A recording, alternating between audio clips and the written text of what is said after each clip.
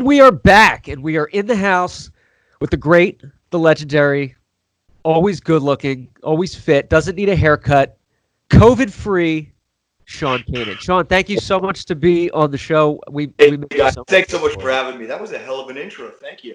Thank you. We were hyping you up before. So Not that you need any because your hype. karate is shit. So fit. We were talking about Studio City. There's so much you want to get into, and I know your time's limited, but I want to ask: everybody's good? Everybody's safe, healthy during this? Everybody's safe. Just been riding it out with my wife Michelle, and listen. All things considered, we are very fortunate and lucky. I have so much compassion for everybody who is dealing with loss in this, but I think it is time that we start to get things rolling again. I agree. I think we're at the tipping point where we've waited it out, and we could get into this all night, but at what cost are you going to let people suffer more financially? And I think we just got to get the wheels moving incrementally, but right. Yeah, we can't open up And that's concerts the thing. again. How do we do it incrementally in places like LA, for example? Like for New York, incrementally to me means, all right, you start with upstate, you reopen in pockets. So you start with upstate in the rural areas, and then, out east where I am, there's still kind of a threat, but the numbers are slowing down. But what about out where you are in LA? How do you start with the increments? Where do you start? Is a two-pronged approach. The first is exactly what you said. You start looking geographically at places that don't have high concentrations of people, where there's a very high level of mortality. And my guess would be that you start there and see how that works. And the second prong would be opening up the second tier of businesses that are not necessarily essential, maybe one more ring out, and we keep seeing how that works out. I don't particularly think that restaurants and movie theaters are in that next ring, but there are some other businesses I think that we should consider opening. This is the longest my hair's been in a long time. Oh, mine's terrible. It's awful, but it's great. I haven't been in weeks, guys. But you look perfect great. as usual. Yeah, you like take care of yourself. I want to talk about Studio City. I've watched it 3 times. I want to say congratulations on all the success with this and the nominations. First of all, it was a hell of a job. There's so many questions I have, but I boiled them down to a few. Without any spoilers or anything, I want to ask you. So it's obviously to a degree, very autobiographical. Yeah. Of your life. How much would you say you've pulled from your own personal experience, percentage-wise? I don't know if I can boil it down to percentages. I've worked. No, we need a number like 89.3. That's what we're looking to the decimal. Yeah. I've worked in daytime television off and on since 1992, and so much of my experience, both professionally and just life experience, is colored by the years that I've spent, working on different shows and kind of living that life. So one of the things that I wanted to do with this show was really play a character that is a guy that's pretty similar to me. He goes through different things, but I figured if this is going to sink or swim, I want to really put as much of myself into this as possible.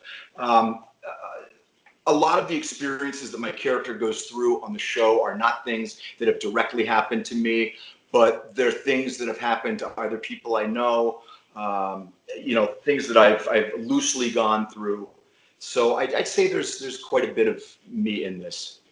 It's incredible. I mean, it really is. You took contemporary issues like LGBT issues. You took daytime television and you parodied it, but in a respectful light. And you also you added some other issues in there, which I'll let people watch for themselves. But to do this in 10-minute, for the most part, 10-minute episodes, which for a man with ADHD was perfect. That's a challenge because it was hard. But the episodes are between 10 and 15 minutes the longest. And when you're trying to introduce an audience to brand new characters, get them emotionally connected with the characters and invested in storyline, like you said, that has social relevance. We deal with suicide. We deal with Me Too, LGBTQ, ageism, sickness. I mean, there's a lot of heavy stuff going on. And one of the things that I'm happy about, and I think we achieved this, is that we don't beat you over the head with it. I want to make sure that at the end of the day, this show is entertaining. Nobody needs any kind of morality tale or lecture when we're trying to be entertained. So I think sometimes we make you laugh, sometimes we make you cry, and hopefully we entertain you and make you think. And, this really was a collaborative effort. I have to thank our incredible cast. Tim Woodward Jr., who's my producing partner, incredible director, directed all the episodes. My wife, Michelle, and Lauren de Normandy, who were two of our writers. So this was, in the truest sense of the expression, a team effort.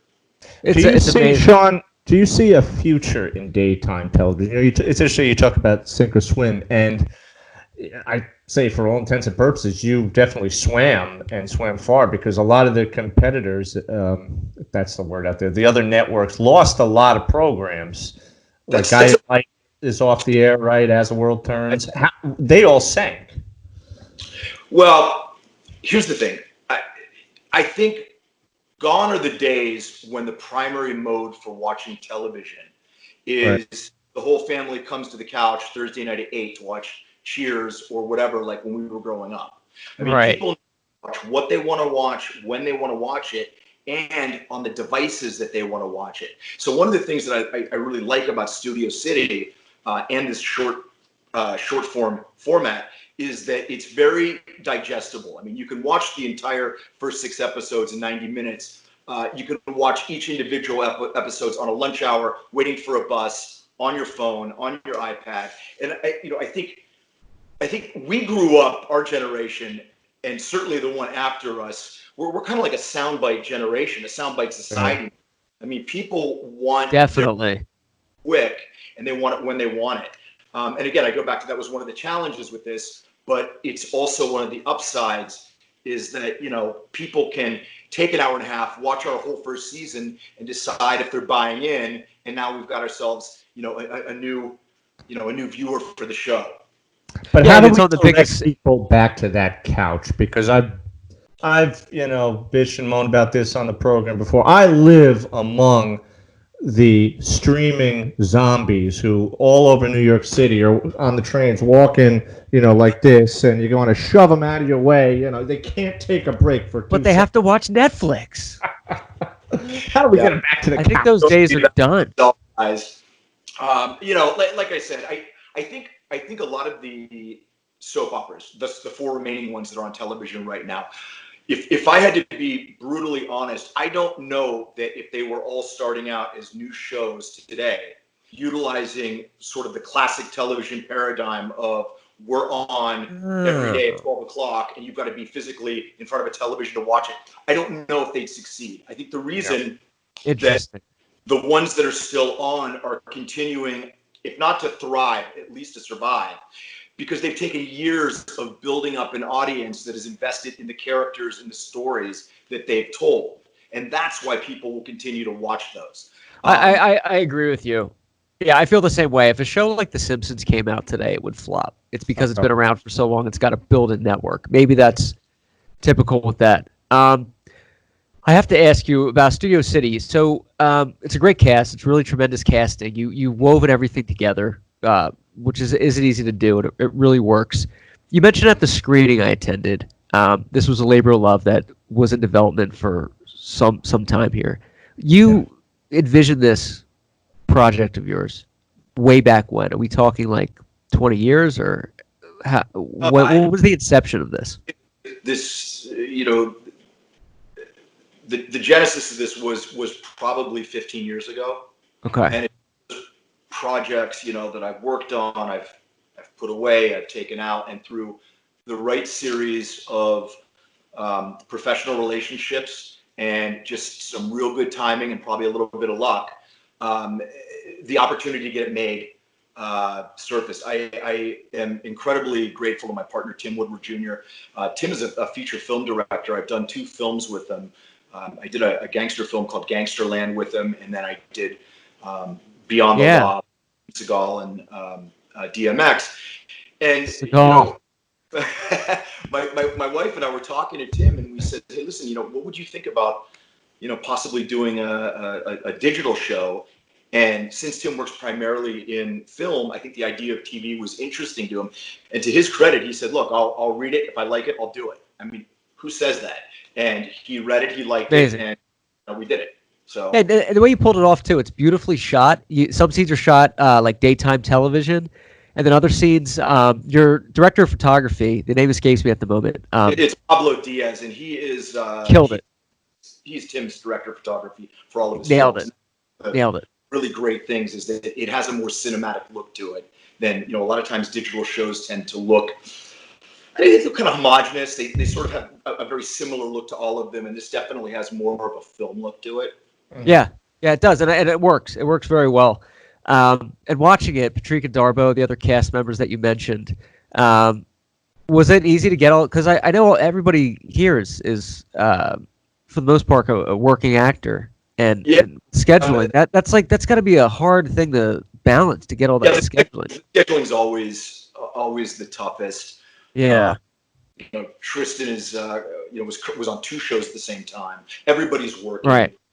Sarah Brown, who plays my sister, for all intents and purposes, had kind of retired from the business, and I really, we really had to kind of lay this out for her and really get her on board to do this. Patrika and Carolyn Hennessy and Tristan, they're all friends. I've worked with Patrika more times than I can count. I've probably done 3 films with her. The first time I worked with her was on Step by Step, which was Step by Step, right, a million years ago, and that's how long back.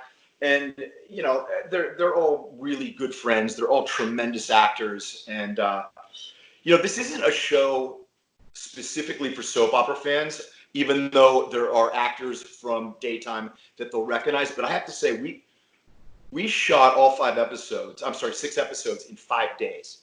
And in order to do that, really, you got to have actors that are able to learn a tremendous amount of dialogue, and more than that, nail it on like the first or second take, because there just isn't time to continue to shoot.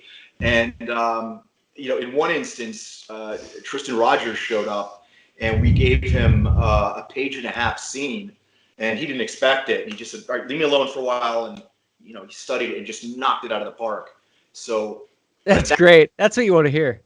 Now, it begs the question, do you enjoy working under those conditions as opposed to, a 12, 14-hour shoot that's going into golden time where it's just the same scene over and over again? Yeah, that's do you like having to, really punch through it and get everything almost in real time and cut, and that's it, move on? No, I mean, that's certainly not the most ideal circumstance. I mean, for me, the absolute best environment for the best possible work that you can do is theater, because you presumably have 6-7 weeks of rehearsal, and you're just dissecting the material and running the scenes. And then once the curtain goes up, it's sink or swim. Doing a soap opera, we would frequently do 80 pages a day. Now, that doesn't mean that I would be in that many. I might be in 20, 30. A film, you're going to do maybe 6 to 9 pages a day. So you have a lot more time with a film. But we did what we could with what we had. It was one of those deals. Yeah, you made it work. When you said you shot it, the majority of it, the 10 episodes in 5-6 days, I think you're going to say like 5 to 6 months, because that would be like an appropriate time. You said 6 days. It's like, how do you do that? Right. That's a lot of Adderall. No, I'm kidding. No, actually, it was. You have to. So, I mean, everybody was just super committed, and people really went above and beyond. And you could tell that everybody who was involved, cast and crew alike, it was a labor of love. You know what happens is so often, you guys, when you're an actor, you'll have other actor friends, and you'll say, hey, look, I'm doing this thing, will you do it? And they're like, sure, I'll do it. Yeah. And most of the time, it doesn't turn out to be great, and it's nobody's fault. It just happens that way. And I think early on, by the end of the first day, everybody kind of bought in. They got it. They were like, this is going to be something kind of cool and special. And so they really were willing to do whatever it took to get it finished. And that goes also for everyone who was involved with the editing, who stayed up night after night. I mean, this really was a group effort. And it's amazing too, because honestly, like you said, a lot of times you put it together, it turns out shit, or it's just not good. But I really, and I'm not just saying this because you're on the show and I know you, but it really is like lightning in a bottle with this. It's incredible. I think it's very special, and wish more success. Will there be a season 2 once this whole Corona? We did kind of get stopped in our tracks here. Yeah, how can you? We've got a tremendous production team and writing team. We've got a lot of ideas. I have an idea of where I envision, Sam's journey taking him, and they just finished the voting for the daytime Emmys this past Monday, and we were fortunate that 6 of our actors were pre-nominated. Yes. Congratulations. And we're kind of waiting to see what production in the age of coronavirus is going to look like. But I think that within a couple months, it's going to hash itself out, and we're going to be shooting in the fall. Hopefully, that's my goal. That's great. I don't see any reason why that wouldn't happen. Again, I'm not a medical expert, but based on all the intelligence out there and what you're seeing, something's got to be done. Just waiting around isn't going to work. They got to get things moving, and the entertainment industry is huge. So, I encourage everybody to watch Studio City. It's available on Amazon Prime. Now we have to ask, and I'm sure you get asked this a lot by your fan base. Will we see a Cobra Kai? No. Let's put it this way: Would you ever? Because I'm wearing the shirt. By the way, this merchandise, viewers and listeners, if you're listening, I'm wearing a "Your Karate is a Joke" T-shirt from Sean Kanan's website. Sean Kanan.com. By the way, Sean's an author too. You've authored 2 books. I am. I just so happen to have one right here. Yeah, Success Factor X. This is a compilation. Tell us about the book first, because I don't want to. Success Factor is a book that I co-authored with Joe Lieberman, and what we did was we went out to 50 absolutely incredible people in all different fields and said, "What's your best advice about success?" And we got just a stunning response from everybody from Mark Cuban to Anthony Robbins to Daryl McDaniels, founding member of Run DMC, gold medal athletes, baseball players, football players, Don King, just like a crazy eclectic. It's incredible. Jason Alexander from Seinfeld. And, what's interesting is, although these people all have in common that they are, wealthy, successful, famous people, they've all had different paths to getting there. And what you start to see is that some of the same strategies that someone who became a successful baseball player employs are some of the very same strategies that a guy like maybe Mark Cuban employs. They're in different arenas, but my acting teacher, the late Roy London, used to always say, "I've got more in common with a successful plumber than an unsuccessful acting teacher." Meaning the very things that it takes to become successful as a plumber probably are a lot of the same things I have to do to become a successful acting teacher. And a lot of these people, almost to an individual, they don't reference their success in terms of what they have financially or materially. It really is in terms of how they're able to help other people achieve their dreams. Living their most authentic self. I'm a firm believer that everybody has a masterpiece inside of themselves. And that masterpiece is their authentic self. And it's their job to share that with the world. And, for me, it might be acting. And for you, it might be something else. And for somebody else, it might be being the best stockbroker they can be and helping their clients. But we all have something. Yeah. We all have something. For you, it's not just acting, though. It's acting, cooking, writing, martial arts, directing, casting, producing. I think you might have an antibody test for coronavirus. I don't know. My wife did the casting for Studio City. She did a great job. I saw that, and I did make a note to your beautiful wife, Michelle. I'm not allowed to take credit for that. No, I saw the casting, and I waited at the very end of the credits to see who cast it. And I was waiting to see your name, and I saw Michelle, and I was like, she nailed it. She nailed every part. So cheers to Michelle. She's she's nominated as a writer and producer for the Independent Series Awards. You know, the Daytime Emmys only puts out pre-nominations for acting, so we don't know if anyone from our director to our cinematographer to our writing team and producing team are nominated for Daytime Emmys. But we're going to find out, I think, May 15th. Well, you'll know it's definitely going to happen. There's no doubt about it, unless it's rigged, and then it's fake news, and that's what we're saying. I do want to crowbar this in. First of all, congratulations on everything, and please check out the books too. There's the Modern Gentleman, and then there's another tagline under there, which is cool, kind of cool. Yeah. But I'm going to let you guys add because it's on Amazon, and then you have Success Factor X. Which is really what former Senator Joe Lieberman, did you say, Sean? No.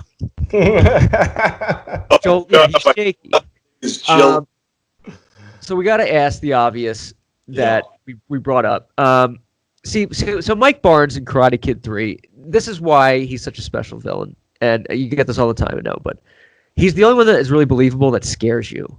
If you look at the other guys that Ralph Macchio fights in the Karate Kid series, they're not intimidating. I mean, they might kick your ass in high school, but I just don't. I'm not buying it. Johnny and his little motorcycle gang wouldn't scare me in high school, and I wasn't a big guy. Mike Barnes could hurt you, and I believe that. Yeah. So, what's that? I said Mike Barnes is a deeply disturbed guy. Right, but and it's believable, and he could hurt you. Yeah. So I want to ask: would you ever entertain the idea of reprising the character of Mike Barnes? Oh yeah, I mean, listen, I'd love to dust off the Cobra Kai gi. I think it would be a lot of fun. I'm a huge fan of the show. The guys have John Hurwitz, Josh Held, Hayden Schlossberg. They've put together a fantastic show. And the thing I love the most about it is these guys have such a strong comedy background, having done Harold and Kumar, that that's what makes this show so interesting.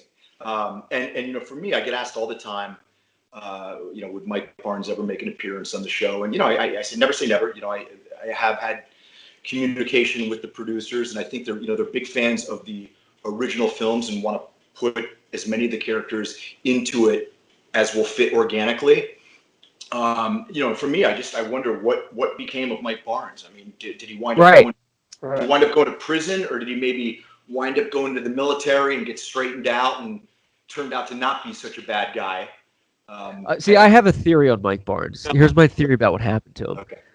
After the events that took place in the Karate Kid Part 3, Mike Barnes kind of took a little break from karate. He might have gotten in a little trouble. I don't know. He might have done some time. I don't know. But he ended up kind of shaping up becoming a business owner. And what that business was, he's a contractor. And who that contractor employed at one point was Johnny in Cobra Kai Season 1. Because on the phone, he says, Mike, and he hangs up. Yeah. That was it. And I'm calling it out, Mike. Hollywood. You heard one of the things that I found so fascinating, hearing you actually talk, I think it was on another podcast a while back, and really incredible story. While you were shooting that film, you actually got ill, or was it injured? No, I got injured. I had gotten the part from an open call. I stood in line, 1,500, 2,000 people, and John Avildsen, who had directed the first two Karate Kids and won the Oscar for Rocky. He picked me out of the line, sent me inside the studio, wound up doing a scene with Ralph Macchio, and ultimately they cast somebody else. And after less than a week, I guess the guy didn't work out, and they called me back, and I got the part. So we'd been shooting for about 2 weeks, and I started developing some really significant pain in my left thigh, which I attributed to all the karate I was doing. I mean, I was every day, a couple times a day training. And so I started taking aspirin. Well, it turns out that I had been bleeding internally, and the aspirin, which is a blood thinner, exacerbated the bleeding. And we broke for Christmas, and I went to Las Vegas and with a friend, and Christmas Day, 1989, I passed out in the Dunes Hotel, and the EMTs came, and I had no blood pressure whatsoever.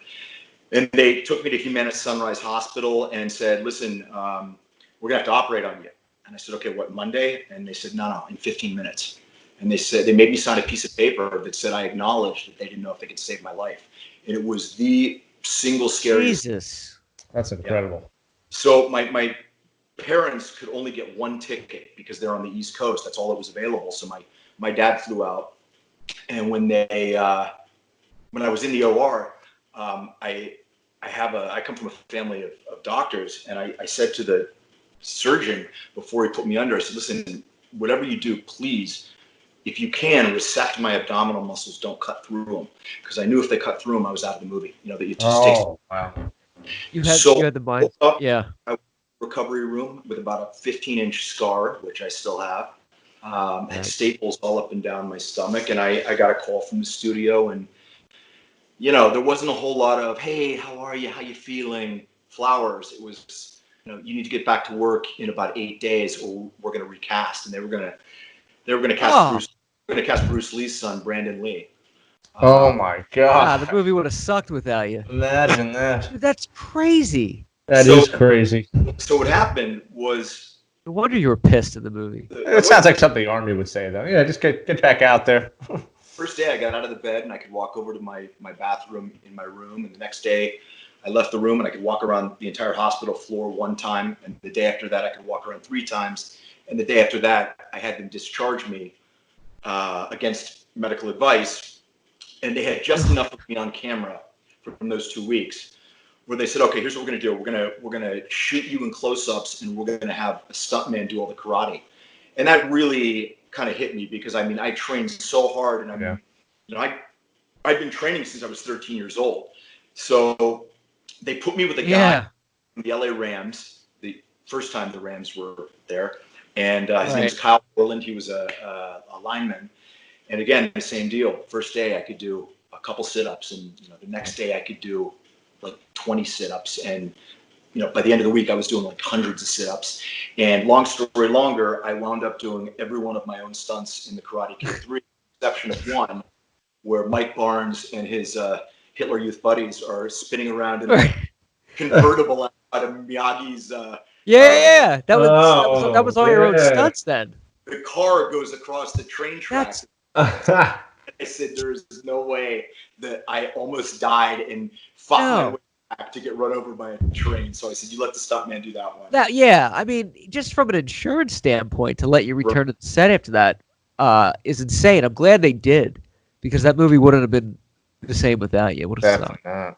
That's a crazy story, man. That's like a script you could write. And it had a profound effect on my life. But the biggest effect of that movie wasn't the film itself. It was going through that experience and really kind of looking in the abyss, and I mean, I had to will myself to be able to finish, not just finish the film, but to live. And at that young an age, you think you're invincible, and when you learn that you're not, to have your mettle tested at that age, and at least for that moment in time, my character was, I'm going to fight my way out of this, and I did. I mean, I don't know what happened today, but that's what it was then, and it was an amazing life experience. And as much as I'm not crazy about having a big scar on my abdomen, I look down at it, and it makes me realize what the alternative would have been. Yeah. See, that's a story right there. That's an inspiring, amazing. Like, a lot of people have stories like, well, I was on the set and I made the last flight, and if without that, I would have missed it. You're like, oh, that's really great, Jim. Yeah. No, that's a life or death situation. Right. That's inspiring. Everybody else, they were going back to their trailers after they said cut, and this guy was really getting cut up. That's amazing. Insane. What a tough dude. I know we're running out of time, but and there's so many things I had to ask you, and I know I'm leaving stuff out. But I did want to touch base because I'm a huge fan of you as a comedian. Of your work, I mean, you know how much I love the Grammar Nazi. Thank you. We actually have a third one in the works. You've got to watch it. I think it's hilarious. Thank you so much. That means a lot. I appreciate that. We're doing a third one. It's going to have an Italian kind of. No, I speak Italian. Get me in this one. I want to be in it. Do you? All right. I'll send it to you. I'll send it to you for real. Be great to have you, and then let me do the coffee on the next season of Studio City. I can make a good cup of coffee for the actors, so I'll be there. Listen, guys, thank you so much. Just once again, shameful plug. Please watch Studio City. Give it a shot. It's on Amazon Prime. We're really proud of it. If you want to follow me, you can follow me on Instagram and Twitter at Sean Kanan. And I'd love to hear what you think of the show. I'd love to hear what your ideas are, and I want the show to be responsive to our audience. Okay, so guys, thank you so much. Stay safe. Thank you. You too. All right. Thanks, Sean. Okay. Thanks for coming Come down. around again. We'll see you. Be safe. Great having you. All right. Sean Kanan, ladies and gentlemen. Sean Kanan. The great Sean Kanan.